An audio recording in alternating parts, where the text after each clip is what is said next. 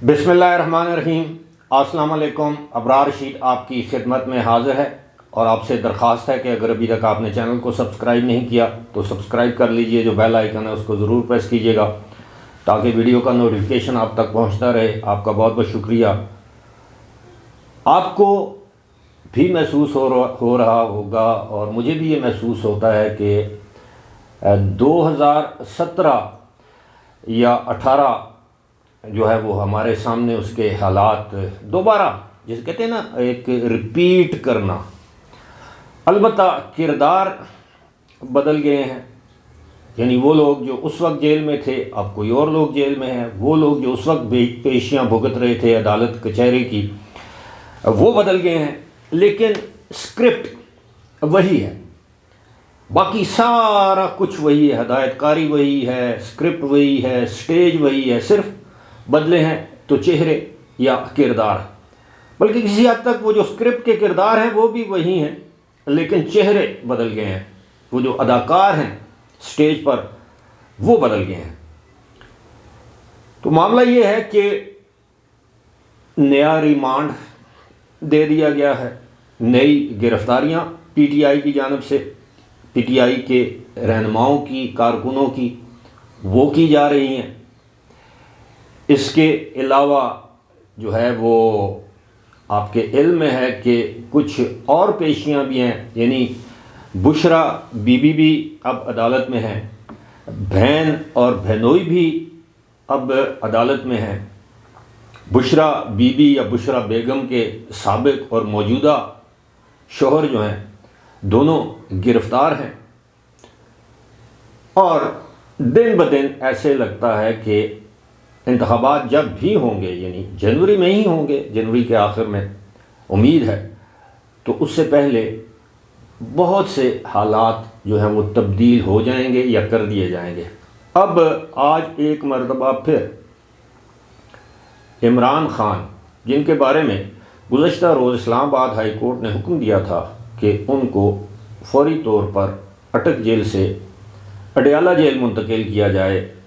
اور اس کے بعد ہم نے بھی خبر دی تھی کہ ان کو منتقل کر دیا گیا ہے، لیکن اس خبر کا ماخذ یہ تھا، سورس یہ تھا کہ عمران خان کے 2 وکلاء نے یہ کہا تھا کہ عمران خان کو اٹک جیل منتقل کر دیا گیا ہے، بلکہ ایک وکیل نے تو یہاں تک کہہ دیا تھا کہ اب ان کے جو اٹک جیل میں جو کمرہ دیا گیا ہے اس کے ساتھ اٹیچ باتھ روم بھی ہے، لیکن بعد میں اٹک جیل نہیں اڈیالہ جیل میں جو کمرہ دیا گیا ہے اس کے ساتھ اٹیچ باتھ بھی ہے۔ بعد میں اڈیالہ جیل کی انتظامیہ نے کہا کہ عمران خان کو اڈیالہ جیل نہیں لایا گیا، ابھی تک وہ اٹک جیل میں موجود ہیں، جس کی تصدیق اٹک جیل کی انتظامیہ نے بھی کی۔ آج اٹک جیل میں ہی سائفر کیس کی سماعت ہوئی۔ عمران خان کی جو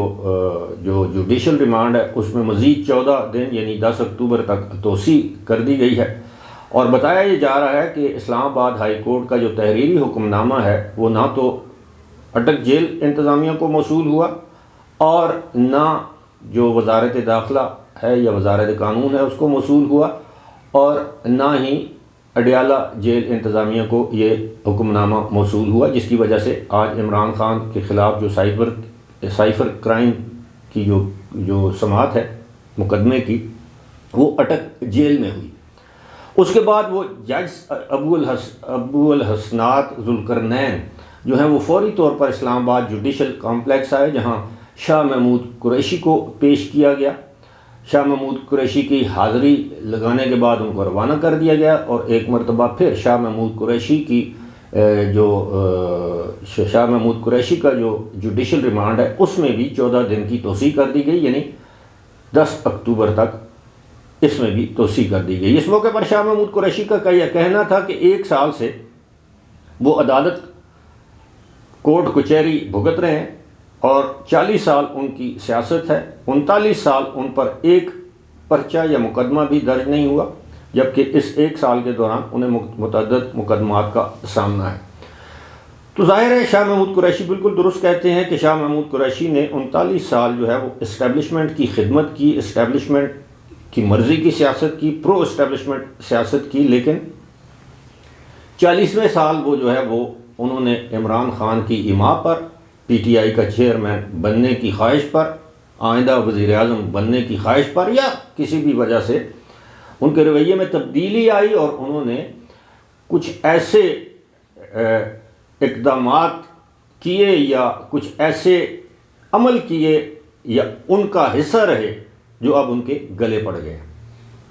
یہی حال چودھری پرویز الہی کا ہے. انہوں نے بھی کبھی اینٹی اسٹیبلشمنٹ سیاست نہیں کی، جب کی تو آج اس کا خمیازہ وہ بھگت رہے ہیں. خیر یہ تو معاملہ اب چلتا رہے گا، چونکہ اس مقدمے کے حوالے سے بھی اسلام آباد ہائی کورٹ میں درخواست ضمانت زیر سماعت ہے. دیکھتے ہیں ان کو ضمانت ملتی ہے نہیں ملتی، وہ تو عدالت کا کام ہے. لیکن دوسری جانب یہ بات بھی ہم سب کے لیے ایک اشارے کے طور پر ہم سب کو سمجھ جانی چاہیے، خاص طور پر پاکستان تحریک انصاف کے جو جسے کہتے ہیں نا ڈائی ہارڈ سپورٹرز ہیں، ہارڈ کور سپورٹرز ہیں، ان کے لیے بہت بڑا اشارہ ہے. تقریباً 2 روز پہلے لاہور کی دہشت گردی کی عدالت نے پی ٹی آئی کی 4 خواتین کو ضمانت پر رہا کرنے کا حکم دیا. وہی 9 مئی کے مقدمات میں جو ملوث تھیں، جن پر الزام تھا، ان میں سر فہرست جو ہیں وہ صنم جاوید جو پی ٹی آئی کی بہت بڑی ایکٹیوسٹ ہیں وہ شامل تھیں، اور ٹک ٹاکر بھی ہیں، سوشل میڈیا پر کافی ایکٹیو ہیں. اور جب گزشتہ رات ان کو ان کے جسے کہتے ہیں لواحقین لینے کے لیے وہاں پہنچے، ان کو رہا کیا گیا ان 4 خواتین کو، تو پولیس نے ان کو ایک مرتبہ پھر ان کو گرفتار کر لیا. کہا یہ جاتا ہے کہ ان پر متعدد دیگر ایف آئی آر موجود ہیں اور کسی اور ایف آئی آر میں ان کو گرفتار کر لیا گیا. اب یہ معاملہ چلتا رہے گا. اب خواتین کے حوالے سے یہ کہا جا رہا ہے کہ یہ خواتین ہیں، ان کے ساتھ ایسا سلوک نہیں ہونا چاہیے. دوسری جانب متعدد مرتبہ پاک فوج کی جانب سے بھی اور گزشتہ حکومت کی جانب سے بھی، نگراں حکومت کی جانب سے بھی یہ کہہ دیا گیا ہے واضح طور پر کہ جو 9 مئی کے جو واقعات ہیں، یہ کسی بھی جرم میں مرد اور خاتون کا جو ہے وہ اس میں کوئی تفریق نہیں برتی جائے گی. اب یہی خواتین ہوتی ہیں جب انسانی حقوق کی بات آتی ہے، ان کے حقوق کی بات آتی ہے، عورت مارچ کی بات آتی ہے، یہ کہتی ہیں کہ ہمیں مردوں کے مساوی اور برابر حقوق حاصل ہیں. اور لیکن جب ان پر مقدمات درج کیے جائیں تو یہ خاتون ہونے کی حیثیت کا فائدہ اٹھاتے ہوئے ان کے لواحقین یا یہ عدالت سے یا مختلف فورمز پر یہ کہتی ہیں یا کہلواتی ہیں کہ جناب چونکہ ہم خواتین ہیں، ہمارے ساتھ خصوصی برتاؤ کیا جائے. خصوصی برتاؤ یہی ہے کہ جیل میں ان کو خواتین کی بیرک میں رکھا جاتا ہے، ان کی حفاظت پر مامور خواتین ہوتی ہیں، ان سے تفتیش خواتین کرتی ہیں، ان کو گرفتار خواتین کرتی ہیں. یعنی خواتین کو خواتین ہی ڈیل کرتی ہیں قانونی حوالے سے یا دیگر جو بھی معاملات ہوتے ہیں. اب ظاہر ہے جیل تو بہرحال جیل ہے. تو یہ پی ٹی آئی کے جو ہمارے دوست ہیں، احباب ہیں، جو ہمارے ملک کے شہری ہیں، سیاست ان کا حق ہے، سیاسی وابستگی رکھنا ان کا حق ہے، لیکن اب ان کو یہ سمجھ جانا چاہیے کہ جو ریڈ لائن ہے وہ کافی عرصہ پہلے ڈرا کی جا چکی تھی. اور یہ پی ٹی آئی والے کہتے تھے کہ عمران ہماری ریڈ لائن ہے، لیکن پھر دیکھا کہ ریڈ لائن کس کی طاقتور ہے اور کون طاقتور ہے اس ملک میں. تو اب یہ معاملہ ہم سب پر عیاں ہے. دوسری جانب وہ افواہیں بھی دم توڑ گئی کہ جناب پی ٹی آئی کے چیئرمین اور بشرا بی بی اور اسٹیبلشمنٹ کے درمیان کوئی روابط ہیں، اور اب اسٹیبلشمنٹ نے یہ فیصلہ یہ تہیہ کر لیا ہے کہ عمران خان کو مزید دیوار کے ساتھ نہیں لگانا. اب ان کو کچھ ان کے لیے آسانیاں پیدا کرنی ہیں، پی ٹی آئی کے لیے آسانیاں پیدا کرنی ہیں. تو اب یہ افواہیں بھی دم توڑ چکی ہیں. خاور مانیکا کے حوالے سے آپ سب کو پتہ ہے وہ گرفتار ہیں، اور ان کے اوپر یہ ایک مقدمہ ہے جس میں ان کی گرفتاری ہوئی ہے. اب اس میں اگر ان کو ضمانت ملتی ہے تو بالکل جس طرح چودھری پرویز الہی کے ساتھ ہو رہا ہے اسی طرح خاور مانیکا کو ایک اور مقدمے میں گرفتار کر لیا جائے گا. اس میں ضمانت ہوگی، تیسرے مقدمے میں گرفتار کر لیا جائے گا. حتیٰ کہ خاور مانیکا کے ایک صاحبزادے تو ہماری اطلاع کے مطابق اس وقت پاکستان سے باہر ہیں، کہا جاتا ہے کہ وہ یو اے ای میں ہے. اچھا ایک اور یہ بھی دلچسپ بات ہے، پاکستان سے کوئی چوری کرے، قتل کرے، کوئی واردات کرے، ڈکیتی کرے، فوری طور پر وہ دبئی چلا جاتا ہے. لیکن بہت سے لوگوں کو واپس بھی لایا گیا ہے اور اس کی کوششیں بھی ہو رہی ہیں. اب جناب عمران خان کی ایک بہن ہیں عظمیٰ خان اور ان کے ہسبینڈ ہیں احد،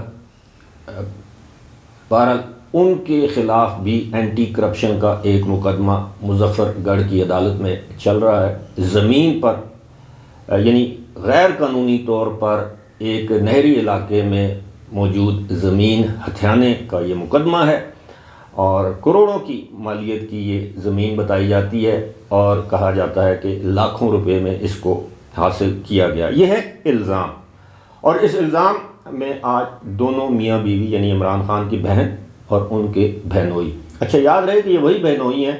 جن کی زمین پر لاہور میں کسی نے قبضہ کیا تھا، اور عمران خان نے ایک مرتبہ کہا تھا کہ میرے بہنوئی کی زمین پر قبضہ ہو گیا اور میں اس کو واگزار نہیں کروا رہا۔ پھر اس پر آئی جی تبدیل ہوا، سی سی پی او تبدیل ہوا لاہور میں، اگر آپ کو یاد ہو۔ زمین حاصل کرنا، کھیتی باڑی کرنا، جائز طریقے سے کوئی بھی اراضی حاصل کر کے اس پر کوئی پلازہ کھڑا کرنا، تعمیرات کرنا، کنسٹرکشن کرنا، یہ ہرگز جرم نہیں ہے۔ لیکن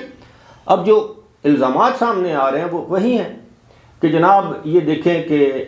غیر قانونی طور پر اٹھائی گئی، یہ وہی الزامات ہیں۔ جس طرح میں نے پہلے کہا کہ اسکرپٹ وہی ہے، کردار بدل گئے ہیں، اداکار بدل گئے ہیں، جو اسٹیج پر لوگ نظر آ رہے ہیں وہ ہمیں بدلے ہوئے نظر آتے ہیں، لیکن ہدایت کار اور اسکرپٹ رائٹرز وہی ہیں جو ماضی میں ہم دیکھ رہے تھے۔ تو وہی انگریزی والی بات کہ what goes around comes around،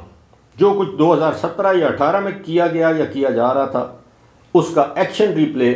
آج ہمیں ایک مرتبہ پھر نظر آ رہا ہے۔